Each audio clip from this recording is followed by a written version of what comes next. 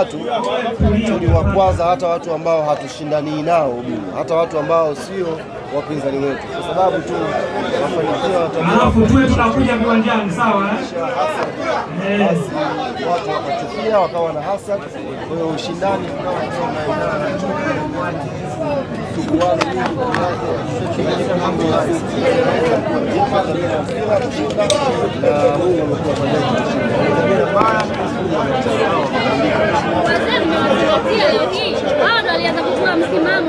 wazee wametangulia kufungua shughuli yetu leo hapa kwa dua. Tumefanya dua kwa imani zote. Dua ya kwanza ilikuwa ni kumshukuru Mwenyezi Mungu kwa ubingwa, lakini dua ya pili kuiombea timu yetu kwenye mchezo unaokuja wa fainali ya CRDB. Kwa hiyo wazee wametangulia na siku yao ilikuwa maalum ndani hapa. Wameenjoy sana. Kuna ugumu gani wa kukubaliana na msimamo wa mashabiki na viongozi na kuwa na jambo moja kwa ajili ya hakuwa na ugumu wote, as long as mbele yetu kulikuwa kuna haki. Wakishakuwa na haki basi hakuna ugumu wote. Wamtanguliza Mungu na ipambania haki yako basi. Hali labda kuna mashabiki wale wa mikoani pengine wanaweza wakazani ngamia kaliwa Dar es Salaam, mmejiandaje kuwazingatia wale wa mikoani? Mwaka jana tulifanya paredi ya ubingwa kuzungusha kombe mikoa, nafikiri mitatu tu ilikuwa, lakini mwaka huu kwa sababu tuna muda wa kutosha, mwezi wa 7 tuna mwezi wa 8, tunaahidi wanayanga wa kila mkoa tutafika mwaka huu, kombe litafika na sofa tuna makombe 4, kwa hiyo yatafika yote. Sasa hivi idara yetu ya wanachama inaandaa utaratibu wa safari, tujue tutaanzia wapi, lakini tutafika kila mkoa, na safari hii hatutakuwa pale mjini, tutakwenda ndani zaidi kuwafikia wanachama na mashabiki wetu ambao walituombea dua kwa msimu wote mpaka tumefanikiwa. Kuna kombe uwanjani ingine tukaanza na tofauti sana. Fainali ni zidi ya Singida Black Stars, timu ambayo ina ushindani pia kwenye ligi. Endapo tunachukua CRDB mtafikisha makombe 5 kwa batini, kitu ambacho pengine hatupatikana kwenye ligi yetu ya Tanzania. Singida ni mpinzani mgumu, na hivi amefika fainali baada ya kumshona Viola. Kwa hiyo atakuja na ushindani mkubwa zaidi, na confidence. Kwa tunaamini hata ukiangalia umeona hizi sherehe ziko mbali kabisa na timu. Hapa tunasherehekea sisi tu wanachama na mashabiki. Timu ya Yanga kuna mahala imefichwa kama kawaida yetu.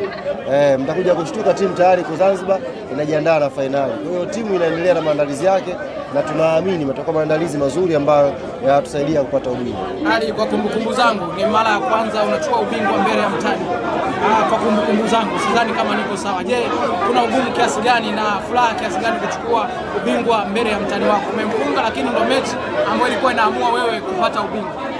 Nafikiri tumekuwa tukichukua ubingwa mara zote na yeye akiwemo. Kwa safari hii kilichoongezeka ni kwamba mchezo wa mwisho ambao unakabidhiwa kombe yeye pia alishiriki kwenye huo mchezo.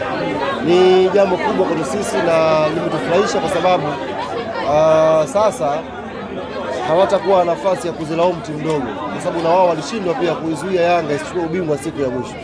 Ndio kwa tumaliza ligi Dodoma, Ken Gold nani wengine wangetupa lawama kwamba mmeshindwa kuwazuia. Sasa watu wadogo walikaa pembeni, akapanda yeye mbele na tukamshona na yeye. Kwa maana yake hakuna ambaye aliweza kuizuia Yanga isichukue ubingwa msimu. Wanasema dabi na katika kumbukumbu zangu nadhani wewe ndio utakuwa habari medali nyingi. Hii kwako ukoje na unawaambia nini mahabari wengine ambao labda walikuwa wakusudia kwa? Kwanza ni kutoa shaka, haujakosea kwenye rekodi. Hakuna msemaji aliyepata medali nyingi zaidi yangu mimi. Hiyo ipo kwenye rekodi kabisa. Ukifanya michuano yote ukijumlisha, mimi ndo nina medali nyingi kuliko wote. Maana yake sasa mimi sio mjanja kuliko wengine. Wala nisikufuru Mungu kusema kwa mimi mjanja sana kuliko wengine. Mimi nimekuja kwenye nyakati ambazo Mwenyezi Mungu ameamua kuibariki klabu. Kwa na mimi ameniweka kwenye hizo nyakati ambazo baraka zimekuwa nyingi. Kwa hiyo baada ya mimi kuondoka sasa ndio nitakuja kuzihesabu na nitakuja kuonyesha. Kwa sababu haujui idadi ziko ngapi? Ni nyingi shehe, sijui idadi ndio. Unatoa funzo gani kwa mahabari wengine wanaokuja, wanaoanza au wenye malengo? Waache tu unafiki na ubinafsi. Waache unafiki na ubinafsi. Unajua hizi kazi ukiwa limbukeni unakuwa mbinafsi, unakuwa mnafiki. Ukiwa mtu wa kawaida unaishi kawaida na Mungu anakubariki. Ukishakuwa limbukeni tu unaingia kwenye ubinafsi, na ubinafsi unakupelekea uwe mbali na rehema za Mwenyezi Mungu. Mwenyezi Mungu anataka watu wote wapate furaha. Kwa sababu ukishakuwa mbinafsi na kufanikiwa peke yako, upate raha peke yako na nini peke yako, Mungu sana anaweka mbali baraka. Mungu anatujua dhamira zetu kuliko sisi tunavyojijua. Kwa Mungu akiwa anakujua nia yako anakufungulia tu, wala hakuna shida.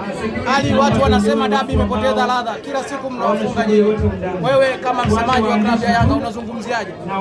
Dabi ina ladha yake pale pale, ila kilichopungua kwenye dabi ni ushindani. Wenzetu wamekuwa dhaifu sana, wamekuwa dhaifu mno, wamekuwa dhaifu kiasi cha kwamba sisi tunaweza kuwafunga hata na maandalizi ya kawaida.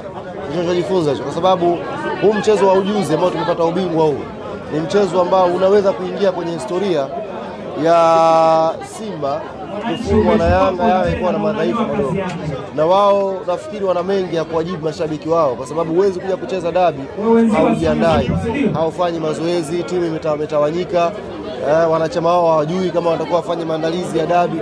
Kwa nafikiri na wao wameweka rekodi na wanatakiwa wajibu kwa wanachama wao. Ilikuwa wanachama imara kama Yanga, muda huu ameshatoa maelezo kwa nini mmekwenda kucheza dabi mkiwa hamjaiandaa timu na mkiwa hamjajiandaa kucheza na Yanga. Shukrani.